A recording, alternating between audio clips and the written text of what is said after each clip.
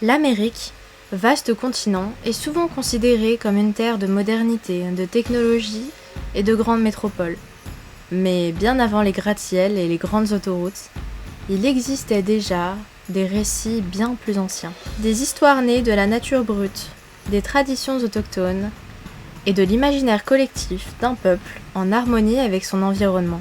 Entre les forêts profondes, les montagnes escarpées et les lacs aux reflets sombres, dorment des créatures mythiques et des figures étranges, parfois oubliées, souvent méconnues. Préparez-vous à plonger dans des récits anciens et mystérieux. Bonjour à tous et à toutes, j'espère que vous allez très bien. Moi c'est Little Fafa, et aujourd'hui je vous emmène à la découverte d'histoires aussi étranges qu'envoûtantes. Installez-vous bien, car l'aventure commence dès maintenant.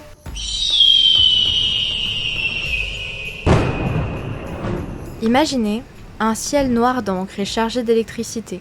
Le vent souffle fort, les branches des arbres craquent. Et soudain, un bruit sourd fend l'air. Mais ce n'est pas un orage, c'est quelque chose de vivant. Au-dessus des montagnes, là où les nuages rencontrent les sommets, une silhouette titanesque apparaît. Un battement d'ailes et la terre tremble.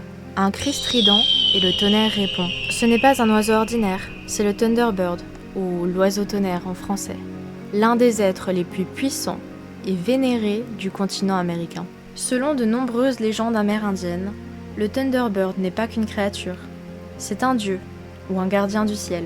On raconte qu'il aurait pris la forme d'un aigle gigantesque, si grand que l'envergure de ses ailes dépassait les 6 mètres, assez puissant pour saisir un homme dans ses serres et le faire disparaître dans les nuages. Mais le Thunderbird n'est pas le même pour toutes les tribus. Chez les Sioux, on l'appelle Wakinyan Tanka, le grand Thunderbird. Ce n'est pas un oiseau, mais un être surnaturel sans forme réelle, vêtu de nuages dont la couleur changerait selon les points cardinaux. Noir à l'est, jaune à l'ouest, rouge au nord et blanc au sud. Ses ailes posséderaient 4 articulations, son visage serait remplacé par un bec, ses pieds par d'immenses griffes, et ses dents sont longues et pointues. Chez les Navajos, il est une figure sacrée. Lorsqu'il bat des ailes, le tonnerre gronde, et lorsque ses yeux s'illuminent, il projette des éclairs. Pour les guerriers, c'est un signal de guerre. Selon une autre croyance, c'est l'oiseau tonnerre qui maintient la paix. Lorsqu'il se réveille, le jour se lève, et lorsqu'il s'endort, la nuit tombe. Il est la force contrôlant toutes les forces naturelles. Beaucoup croient qu'il est le créateur, le destructeur et le gardien de la nature. Des cérémonies et des offrandes lui sont offertes afin d'apaiser sa colère et d'invoquer sa clémence. C'est aussi lui qui apporte la pluie.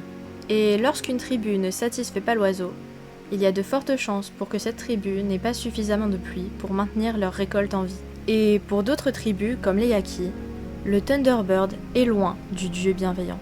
C'est une créature vorace et terrifiante, nichée dans les collines d'Otamkawi, qui ne sort que pour se nourrir d'êtres humains.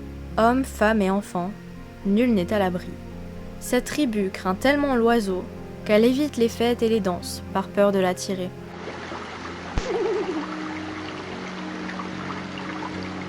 Dans les profondeurs sauvages du Canada, une légende perdure, transmise de génération en génération par le peuple Cri. Il parle d'un autre peuple. Selon une représentation Cri de la mythologie, il existerait 2 espèces humanoïdes. L'une est l'espèce humaine familière, et l'autre est le petit peuple, les Manegishi. Ils sont décrits comme des entités pygmées, humanoïdes ressemblant à des petits hommes, avec de longs bras et jambes fines. On dit qu'ils ont 6 doigts à chaque main. Leur tête ronde avec de grands yeux et un nez absent semble imposante par rapport à leur petit corps. On raconte qu'ils vivent cachés entre les rochers, juste là dans les rapides. Et même si on ne les voit jamais, le peuple Manegishi est connu pour être un peuple de grands farceurs. Et leur farce préférée ? C'est de ramper hors de leur cachette au moment parfait pour faire chavirer les canots qui ont la malchance de s'aventurer un peu trop près. Les pauvres passagers, désorientés, se retrouvent à tournoyer dans les eaux furieuses, emportés jusqu'à leur mort, pendant que les Manegishi, eux, rient en silence, cachés entre leurs pierres.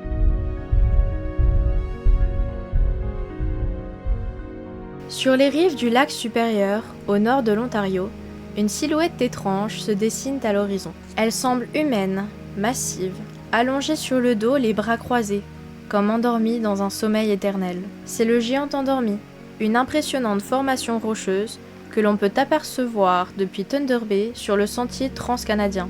Autrefois, les Ojibwés vivaient sur l'île Royale. Un jour, le dieu des profondeurs, Nana Bijou, leur fit un don précieux. Il révéla au chef de la tribu l'emplacement d'une mine d'argent. Mais il leur donna une seule condition. Ce secret ne devait jamais être révélé à l'homme blanc. Car si cela arrivait, Nana Bijou serait changée en pierre à tout jamais. Grâce à cette mine cachée, les Ojibwés purent fabriquer des outils, armes et bijoux. Mais la richesse convoitise toujours, et leurs ennemis, les Sioux, voulaient eux aussi connaître l'emplacement de cette mine. Malgré la torture, les gardiens Ojibwés gardèrent le secret. Alors la tribu des Sioux envoya un espion. Silencieux comme l'ombre, il réussit à localiser la mine et en rapportera quelques pierres d'argent. Mais c'est dans un poste de traite, à la recherche de nourriture, que tout bascula. N'ayant pas de fourrure à échanger, il paya avec l'argent de la mine. Et dans l'œil des hommes blancs, quelque chose s'alluma. La cupidité. Avec quelques gouttes d'eau de vie, ils réussirent à le convaincre de les amener jusqu'à la mine, à Silver Islet. Mais au moment où leur canot s'approcha du rivage, le ciel se déchaîna. Une tempête horrible éclata, les eaux se déchaînèrent, et les deux hommes blancs furent engloutis par le lac. Quant au Sioux, on le retrouva à moitié fou, dérivant seul dans son embarcation. Mais c'est alors que l'inexplicable se produisit. Là où autrefois la baie était ouverte, une forme gigantesque apparut. Un homme, endormi, immobile. Nana Bijou avait tenu parole, trahi, et s'était transformé en pierre, devenu le gardien silencieux de ce secret perdu. Depuis ce jour, il repose là, à l'horizon, figé dans la roche.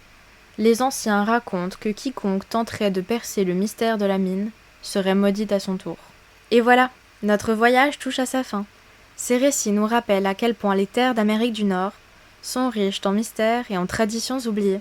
Merci d'avoir suivi ces légendes avec moi, j'espère qu'elles vous ont plu. Si c'est le cas, n'oubliez pas de liker, commenter et vous abonner pour d'autres récits fascinants. Et vous, qu'avez-vous pensé de ces légendes ? À bientôt, je l'espère, dans une prochaine vidéo. Bye bye!